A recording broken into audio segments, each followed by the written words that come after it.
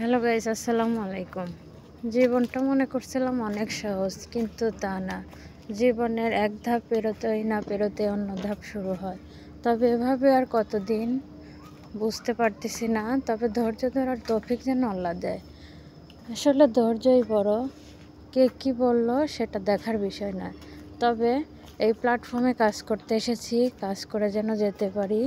সবার দোয়া এবং ভালোবাসা আমাদের দরকার। তবে সবাই দোয়া করবেন, ভিডিওটা দেখবেন বেশি বেশি করে। প্লিজ কমেন্টে জানাবেন কেমন হয় না হয়। তবে জীবনের যে প্রান্তেই কেনা যান, পরিশ্রম ছাড়া কোনো গতি নেই। তবে পরিশ্রম সৌভাগ্যের চাবিকাঠি। অবশ্যই আপনি পরিশ্রম করবেন, আল্লাহ আপনাকে যোগ্য মর্যাদা দিবেন ইনশাল্লাহ। তবে সেই দিনের অপেক্ষায় আছি, ইনশাল্লাহ পাবো। এই বলে আজকে শীতের দিন একটু পিঠা বানাচ্ছিলাম, ভাপা পিঠা, যেখানে গুড় আর নারিকেলে ভরা ছিল।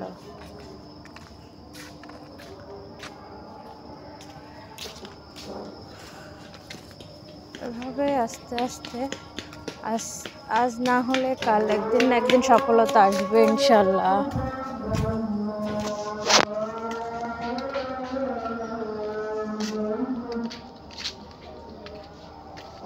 আসলে মাটির পাত্রে বানালে এর স্বাদই অন্যরকম, দ্বিগুণ বেড়ে যায়। তবে স্বাদটা যে এত মজা ছিল বলে বোঝানোর মতো না। ভিডিও বানাচ্ছি, আজান দিচ্ছে, বলবো কিভাবে কথা।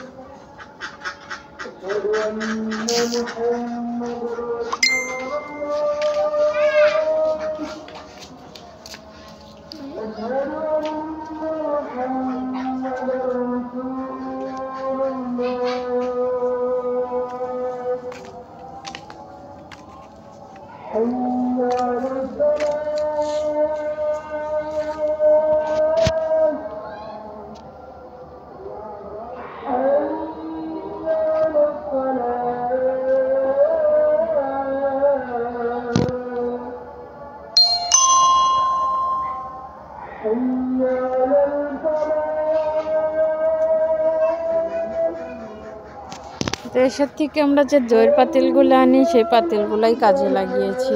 আসলে রাইস কুকারে বানাতে গেছিলাম, রাইস কুকারে সেরকম হয় না। তাই আমরা দইয়ের পাতিল এভাবে ছিদ্র করে নিয়ে গতবারও বানিয়ে খেয়েছিলাম, এবারও খেলাম আলহামদুলিল্লাহ। সেই পাতিল আবার রেখে দিছি, সুন্দর পিঠা হয়েছে মাশাআল্লাহ।